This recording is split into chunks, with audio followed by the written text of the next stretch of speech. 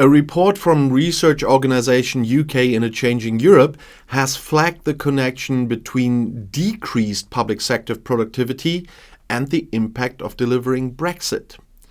The new spring budget saw Chancellor Jeremy Hunt launch a new drive to improve the value for money delivered by the public sector against the backdrop of productivity languishing at 5.9% below pre-pandemic levels, according to the Office for National Statistics.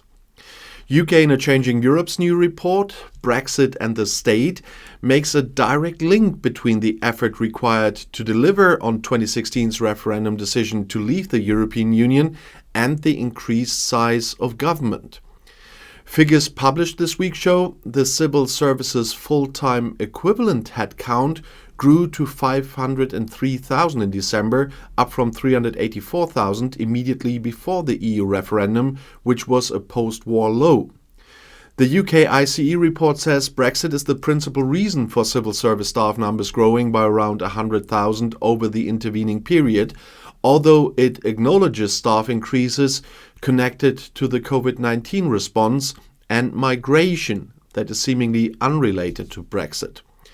The report notes that the first wave of recruitment to deal with Brexit was an expansion of policy roles in the wake of the referendum result, but that demands have since altered. It says the Department for International Trade had grown from no staff in June 2016 to more than 4,000 by the time it was merged into the new Department for Business and Trade in last year's machinery of government changes. The report adds that the Department for Environment, Food and Rural Affairs nearly doubled in size from 6,450 in June 2016 to 12,610 in June last year. The Home Office also grew significantly. The report observes that the department had to design and implement the settled status scheme for EU nationals and also manages the new global migration regime, with all migrants from overseas now requiring paperwork. It notes that it is still unclear how the department will handle the transition of 2.8 million EU and European Economic Area nationals from pre-settled status to settled status. UK ICE also highlights increased burdens faced by devolved government and the creation of new bodies as a direct result of Brexit, such as the Independent Monitoring Authority for the Citizens' Rights Agreements, the Trade Remedies Authority, and the Office for Environmental Protection. It concludes that while government has now more or less adapted to the shape it needs to be after Brexit, it is still working out how to move with finesse, as they put it. The report says that despite repeated efforts by ministers to reduce the size of the civil service in recent years, there's little clarity on what the right size is. Taking back control, it transpires, is a long and iterative process consuming significant time and effort, with some of those pressures being felt even more acutely by the devolved governments than in Whitehall, it says. Report co-author Jill Rutter said it was clear that some areas of Brexit and the Brexit work were vital but did not involve productivity gains. She said work on new trade deals was necessary to prevent a deterioration in the UK's post-Brexit trade position, but has so far delivered potentially negligible economic improvements. And Rutter added that other post-Brexit tasks, such as managing the settled status scheme, were critical enablers that added to cost with no benefit. Jeremy Hunt may want to take bureaucracy numbers back to levels pre-COVID and express desires to boost public sector productivity, she said. But he needs to accept that the impact of the big achievements of the government to date has been to create a lot of additional public and private cost for little economic gain. A government spokesperson said ministers were continuing to deliver post-Brexit freedoms at every opportunity. They said, since leaving the EU, we have overhauled our immigration system, laying the path for us to deliver the largest ever drop in migration. revoked and reformed over 2,000 laws, with over 1,000 more planned this year, delivering more than £1 billion in savings for businesses and customers. Increased the speed of access to key medicines for patients while capitalizing on tax freedoms, including getting rid of the VAT on women's sanitary products, and struck new trade deals with 73 countries as well as the EU itself. The 73 countries is a lie, by the way. We have done all this whilst continuing to drive forward a more productive and efficient public sector, and recently introduced a cap on civil services headcount to further drive efficiencies across government. Just as the 73 was copy and paste in almost all of them. But after 5 years, Welsh First Minister Mark Drakeford resigned at a strategically clever time, hearing that.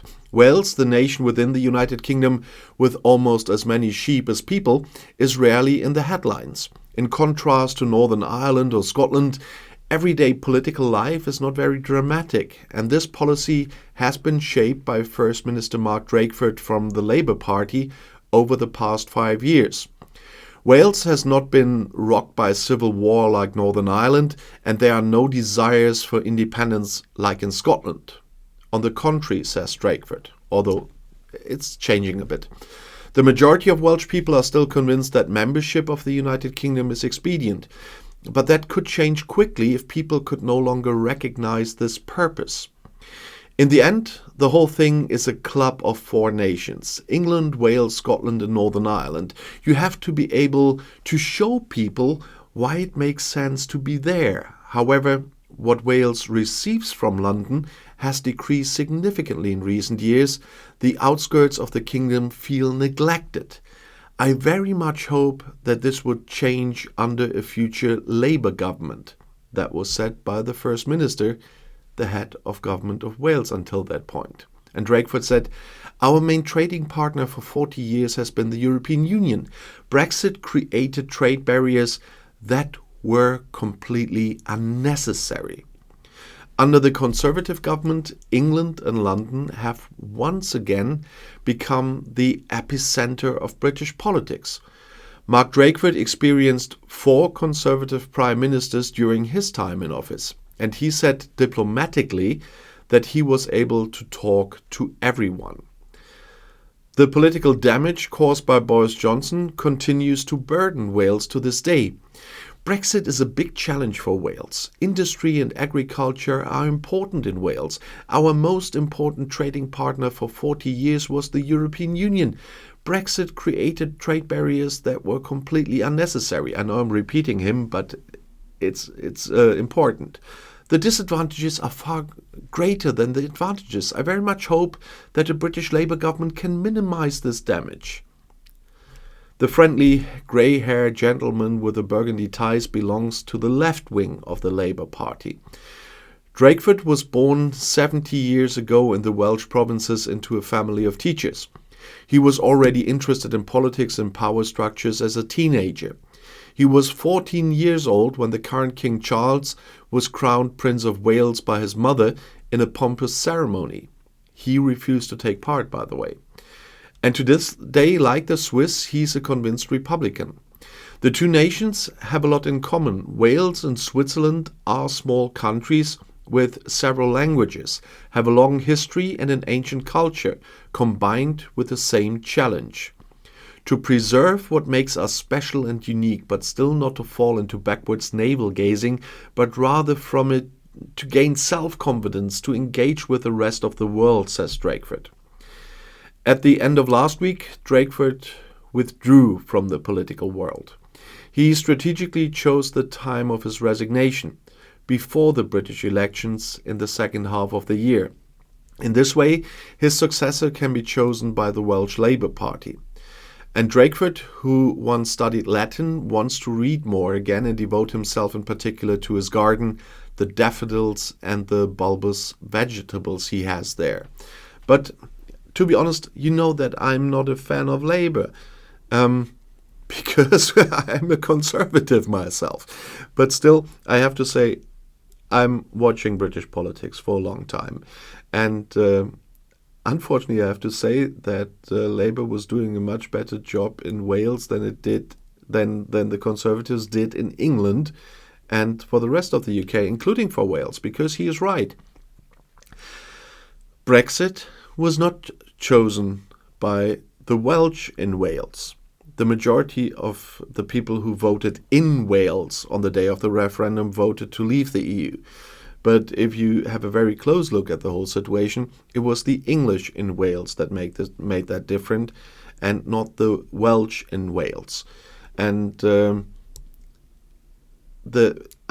he says there's no desire for separation from Great Britain, but the numbers are indeed changing. Since Brexit, the numbers are changing. There's still not a majority for secession in Wales, but the numbers are rising compared to the times before the referendum, and there is something changing. So I don't know what the future will look like, but we will have to keep an eye on that as well.